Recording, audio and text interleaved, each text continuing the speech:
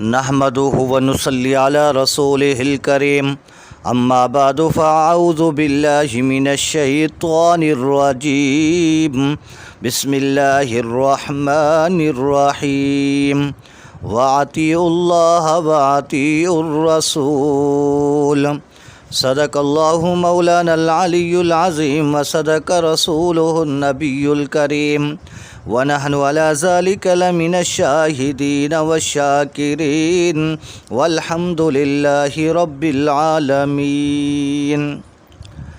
میرے دوستوں، بزرگوں، بھائیوں، آج 14 اگست ہے، یوم آزادی کا دن ہے۔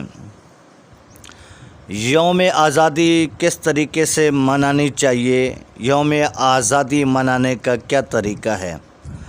لیکن ہم یوم آزادی کس طرح مناتے ہیں؟ ہم یوم آزادی یوں مناتے ہیں کہ 14 اگست کو جھنڈیاں لگا لی اور شور شرابہ کیا، باجے بجا لیے، جلوس کر لیے، جلسے کر لیے، بس شور شرابہ کر کے ہماری 14 اگست ہو گئی۔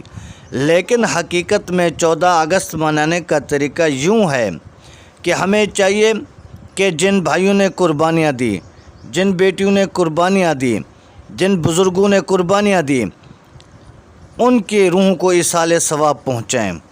ہاں، اگر جلسہ کریں تو ان بھائیوں کی، ان بیٹوں کا تذکرہ کریں کہ جنہوں نے اپنے جسم پر گولیاں کھا کر، جنہوں نے اپنے جسم کو آگوں میں ڈلوا کر، جنہوں نے اپنے آپ کو زندہ پانی میں ڈبوا کر انہوں نے ہمیں ملک پاکستان ہمیں آزاد کرا کے دیا، تو ہمیں چاہیے ان شخصیات کا ذکر کریں، ان کا تذکرہ کریں اور ان کے روحوں کو ایصال ثواب پہنچائیں۔ اصل معنی میں یہی ہے کہ ان کا تذکرہ کریں، ان کی قربانیوں کو عوام کو بتائیں کہ ان کی یہ قربانیاں تھیں۔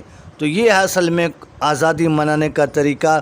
رب العالمین ہم سب کو صحیح معنی میں یوم آزادی منانے کی توفیق عطا فرمائے۔ وآخر دعوانا ان الحمد للہ رب العالمین۔